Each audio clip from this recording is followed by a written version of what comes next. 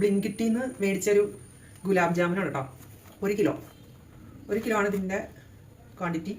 അതിൽ ഇതിൻ്റെ റേറ്റ് എന്ന് പറയുന്നത് 375 രൂപയാണ് ഇതിൽ കൊടുത്തിരിക്കുന്നത്.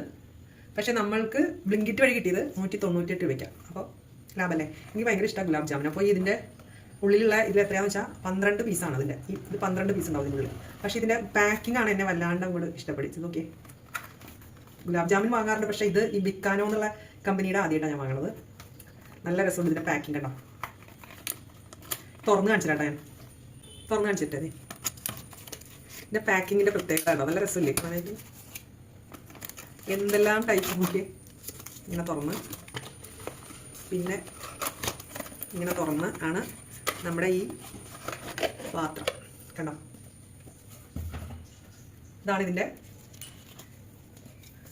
ഇങ്ങനെ പൊക്കിയെടുക്കുന്നതാണ്. എന്നിട്ട് നമുക്ക് ഫുള്ളായിട്ട് ഓപ്പൺ ആയതിനു ശേഷം ഇത് വെച്ച് നമുക്ക് അടച്ചു വയ്ക്കാം. അപ്പോൾ ഫ്രിഡ്ജിലൊക്കെ വയ്ക്കണമെങ്കിൽ നമുക്ക് ഇത് വെച്ച് അടച്ചു വയ്ക്കാം, അല്ലെങ്കിൽ തുറന്നിരിക്കില്ലേ കണ്ടോ.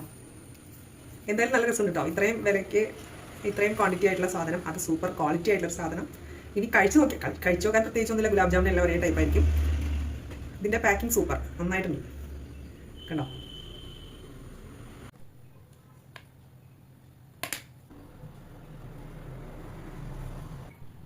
ബലം പിടിച്ചപ്പോൾ ഇതും കൂടെ പോന്നു കേട്ടോ. അപ്പോൾ ഞാനത് കത്തിയുടെ സൈഡ് കൊണ്ട്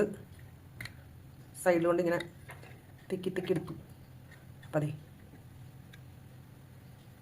കണ്ടോ നിറഞ്ഞ് നിൽക്കണം. ഓക്കെ, നല്ല സൂപ്പർ ക്വാളിറ്റി ആൻഡ് ക്വാണ്ടിറ്റി കണ്ടോ. ഇനി ദീപാവലിക്കൊക്കെ ആർക്കെങ്കിലും വേണമെങ്കിൽ മേടിച്ചോട്ടോ. സൂപ്പറാണേ.